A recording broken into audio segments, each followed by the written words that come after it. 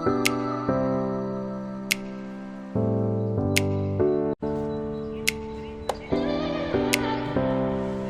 Everyone, welcome back to the channel.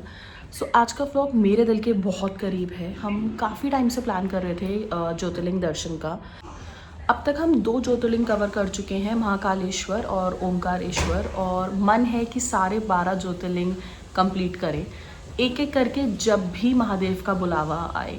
तो इस trip का एक और स्पेशल रीज़न था हमारी एनिवर्सरी।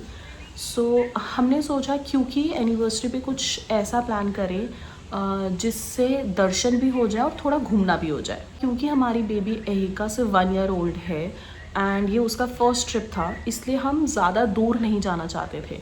बस पहले उसका रिएक्शन देखना चाहते थे, ट्रैवल को कैसे हैंडल कर दिया। देन हमने सोचा था कि हम कुछ बड़ा ट्रिप प्लान करेंगे। तो हमने प्लान करा कि शॉर्ट ट्रिप के लिए जो ज़्यादा दूर भी ना हो डिस्टेंस, क्योंकि फ़र्स्ट फ्लाइट होगी, तो वी थॉट कि मुंबई से स्टार्ट करते हैं। मुंबई जो है वो सही लगेगा एंड वहीं पर हम त्र्यंबकेश्वर और जो भीमा शंकर है, या तो हम वो दोनों ज्योतिर्लिंग कवर कर लेंगे या फिर कोई एक। एंड बहुत हमने रिसर्च करी, ढूंढा, सब लोगों से बात करी, सब कुछ चेक करके हमने फाइनल डिसाइड करा कि हम त्र्यंबकेश्वर ज्योतिर्लिंग जाएंगे। बट सबसे पहला डाउट ये था कि अगर हम मुंबई जाते हैं तो वहाँ से नासिक जो त्र्यंबकेश्वर ज्योतिर्लिंग है वो 4 से 5 घंटे का रोड ट्रिप था। बट बच्चे के साथ कैसे मैनेज होगा, और फिर वहाँ स्टे करें या सेम डे रिटर्न, ये थोड़ा सा कन्फ्यूजन चल रहा था। बहुत सोच विचार के बाद हमने डिसाइड करा कि हम लोग सेम डे ही वापस आएंगे। अगर कुछ इशू हुआ तो फिर हम वहाँ स्टे कर लेंगे, कोई होटल वगैरह देख लेंगे, देन हम वहाँ स्टे कर लेंगे। सो फाइनली सुबह होटल से कैब करके हम लोग निकले एंड अप्रॉक्स 4 घंटे में त्र्यंबकेश्वर ज्योतिर्लिंग हम लोग पहुंच गए थे। तो हमारा होटल था जुहू बीच पे, रामादा प्लाजा, जो कि आपने मेरे लास्ट व्लॉग में देखा होगा। तो वहाँ से हमने सुबह कैब करी 7 बजे की। हमें जो कैब थी वो होटल वालों ने ही प्रोवाइड कर दी थी। तो हमें अप्रॉक्स 4 आवर्स लगे एंड हम त्र्यंबकेश्वर पहुँच गए। हमने हार्डली 10 मिनट्स का बीच में ब्रेक लिया होगा, बाकी उसके अलावा हमने कोई ब्रेक नहीं लिया था।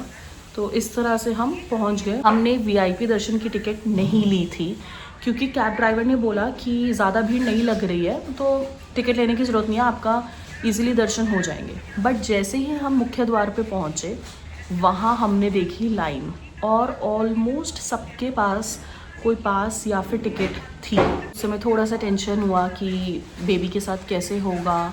हमने सोचा तो एक काम करते हैं, हम लोग भी टिकट ले लेते हैं। वहाँ पुलिस वाले खड़े थे, मैंने उनसे पूछा टिकट कहाँ से मिलेगी, तो उन्होंने बोला ज़रूरत नहीं है, बस 200 रुपये दान पात्र में डाल दो, और इस एक गेट था वहाँ पे, उस गेट से अंदर जाओ, जो मुख्य द्वार की एंट्री थी। एक था जहाँ पे लाइन लगी हुई थी, वहाँ से सब लोग चेकिंग से अंदर जा रहे थे, और एक जस्ट उसी गेट का एक पार्ट था जहाँ से कोई एंटर नहीं कर रहा था, बट वो पुलिस वगैरह वाले खड़े हुए थे वहाँ पे। तो उन्होंने हमें बोला कि आप यहाँ पे दान पात्र में पैसे डाल दो 200 रुपये, यहाँ से अंदर चले जाओ। तो मैंने पूछा कि 200 रुपये जो आप बोल रहे हो वो दोनों के लिए हैं या अलग अलग, कैसे? तो उन्होंने बोला आप बेबी के साथ हो, आपको ज़रूरत नहीं है। ऑनेस्टली मुझे नहीं पता ये सबके साथ होता है या नहीं, बट मेरे लिए ये फर्स्ट टाइम एक्सपीरियंस था, थोड़ा सा अलग था और शॉकिंग भी था कि ऐसे कैसे उन्होंने एंट्री करने दे रहे हैं। जस्ट मतलब एक होता है ना कि आप टिकट लो एंड देन आप जाओ, वो पता है, बट आप दान पात्र में 200 रुपये डाल दो और निकल जाओ, तो वो थोड़ा सा माइंड में डाउट आ रहा था। बट हमने 200 रुपये दान पात्र में डाले। रिसिप्ट के बारे में जब मैंने उनसे पूछा तो ही सेड कुछ नहीं, बस जाओ। और सीरियसली बोलूँ तो लाइन में और भी लोग थे बेबी के साथ, पर उन्हें ऐसे जाने नहीं दिया था। वो सब लोग वीआईपी पास लेके एक लाइन में लगे हुए थे। हम उस गेट से अंदर गए, जो लाइन थी वो दूसरे गेट से मंदिर के लेफ़्ट साइड पे एक लाइन लगी हुई थी, बट जहाँ से उन्होंने हमें भेजा अंदर वहाँ पे कोई भी नहीं था। तो वी गॉट कन्फ्यूज्ड कि अब कहाँ जाएं। तो देन मुझे लगा कि अब तो बिना टिकट के पॉसिबल नहीं होगा जाना, ना ही हमारे पास कोई रिसिप्ट है, तो अब हमें शायद फिर से पूरी लाइन में लगना पड़ेगा एंड सब कुछ देखना पड़ेगा कैसे होगा। मेन एंट्री वाली साइड पे अच्छी खासी लाइन लग चुकी थी, बेबी साथ में था। अरे यार, अब तो फिर से पूरी लाइन में लगना पड़ेगा। तभी अचानक से क्या होता है, जो एंट्री हो रही है वो लेफ़्ट साइड से हो रही है एंड मंदिर के इस साइड जहाँ पे हम खड़े थे वहाँ पे एक छोटा सा गेट था, बट वो बंद था, वहाँ से किसी को आने नहीं दे रहे थे। तो वहाँ पे एक बूढ़े बाबा आए वहाँ से एंड उन्होंने बस इतना बोला बिना कुछ पूछे, सर ये बताया कि हमें 200 रुपये हमने पुलिस वाले को दिए, कुछ भी नहीं। जस्ट वो वहाँ से आए और उन्होंने हमें बोला यहाँ से अंदर आ जाओ। हमने उनसे बोला कि यहाँ ये तो बंद है, हम अंदर कैसे आए? तो उन्होंने कहा आ जाओ, और उन्होंने गेट खोल दिया। और नेक्स्ट मोमेंट हम सीधा शिवलिंग के बिल्कुल सामने थे। ना कोई लाइन, ना कोई धक्का, सबसे आगे हम लोग थे। यूजुअली कहते हैं ना कि शिवलिंग के दर्शन बस 2 या 3 सेकंड के भी हो जाए ऐसे बड़े ज्योतिर्लिंग में तो काफ़ी होता है, एंड क्योंकि बहुत ज़्यादा भीड़ होती है तो इससे ज़्यादा आपको टाइम भी नहीं मिलता कि आप दर्शन कर सको। बट हमारे सामने ही सब, और हमारे सामने सबके दर्शन ऐसे ही जल्दी जल्दी में हो रहे थे। बट मैं दिल में मैंने बस यही बोल रही थी कि भोले बाबा बस एक अच्छे से दर्शन दे दो मेरे लिए, हमारी फैमिली के लिए, बेटी के लिए, तो एक अच्छे से दर्शन हो जाए। एंड जैसे ही हमारी बारी आई, एक लेडी जो पंडित नहीं थी बट हाँ कोई मंदिर मैनेजमेंट में ही, मतलब मंदिर से ही रिलेटेड लग रही थी, उन्होंने हमारा सर पकड़ा और बोला यहाँ झुको और अच्छे से दर्शन करो। बिल्कुल शांति से दर्शन किए।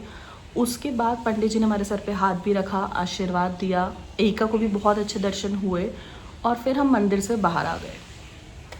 सच कहूँ मतलब 5-10 मिनट में क्या हुआ हम दोनों को समझ नहीं आया। जैसे ब्रेन फ्रीज हो जाता ना, वैसा सा हो गया था कि ये हुआ क्या। सब कुछ इतना स्मूथ, इतना इजी, इतना फास्ट, आज भी सोचते एकदम चिल्स आ जाता है कि ये हुआ क्या। तो मेरे महादेव के दर्शन बहुत ही सुखदायक थे। मुझे नहीं पता मैं इसको कोई चमत्कार बोलूँ या ये औरों के साथ भी हुआ होगा, बट मेरे लिए ये स्पेशल था क्योंकि मेरे माइंड में कांस्टेंट यही डाउट्स चल रहे थे। जब आप लोग बच्चे के साथ पहली बार आते हैं तो सबके मन में डाउट्स होता है, और वैसे भी मंदिर ज्योतिर्लिंग जाना बच्चे के साथ थोड़ा डाउट्स होते कि यार कैसे होगा, सब कैसे मैनेज होगा। तो सब कुछ अपने आप होता गया एंड मेरे लिए ये भोले बाबा की कृपा है। एंड में बस एक ही प्रेयर है, वो हमेशा हमारे साथ रहें, महादेव हमेशा उनकी कृपा हम सब पर बनी रहे। तो ऐसा कुछ एक्सपीरियंस था हमारा जो मैंने आप लोगों के साथ शेयर करा। मेरा बहुत मन था कि मैं ये एक्सपीरियंस सबको बताऊँ, सबके साथ शेयर करूँ। एंड में मैं आप लोगों के साथ कुछ अपने मोमेंट्स वहाँ के त्र्यंबकेश्वर के मोमेंट्स शेयर करना चाहूँगी। तो ये हमारी कुछ पिक्चर्स हैं, हमारी फ़ोटोज़ हैं त्र्यंबकेश्वर ज्योतिर्लिंग की, जो आप लोग देखें।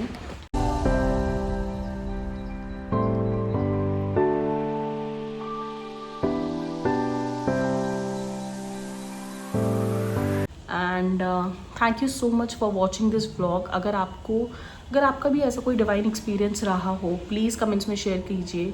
त्र्यंबकेश्वर बाबा की जय। And don't forget to like, share, comment and subscribe to my channel.